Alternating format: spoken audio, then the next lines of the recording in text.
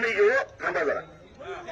बरोबर पोलिसांना माझी विनंती आहे, एखादा अपघात झाल्यानंतर थोडा वेळ थांबतो की नाही, आपण रस्ता बंद होतो की नाही. अरे शेतकऱ्याच्या आयुष्यामध्ये अपघात व्हायला लागलेला आहे, जरा सहकार्य करा.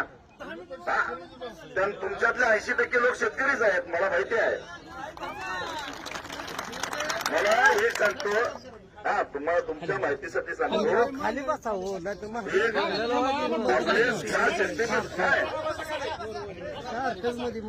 एक किस्सा सांगतो तुम्हाला. शक्तीपीठ महामार्गामध्ये जमीन जाणारे एक बाधित मोठे पोलीस अधिकारी आहेत. ते मला सांगतात, साहेब काहीतरी करावं, आमची जमीन वाचवा. म्हणजे पोलिसांची जमीन जाणार नाही तसंच ना लागेल. काही नाव सुद्धा तुम्हाला सांगतो कोण आहेत ते, आणि IPS अधिकारी आहेत ते, साधे सुधे पण नाही. तेव्हा मला एवढंच सांगायचं आहे, हा शक्तीपीठ महामार्ग काही गरजेचा नाही आहे. सरकारला पाहिजे असेल तर नागपूर रत्नागिरी हा जो हायवे आहे तो रुंद करावा, आणि तो 8 पदरी केला तरी सुद्धा जमीन शेतकऱ्याची घ्यावी लागणार नाही.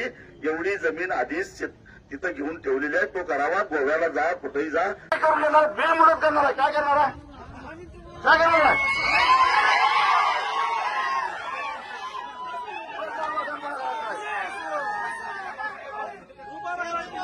नाही 40 मिनिटं सांगितलं ना, जरा बोलायचा.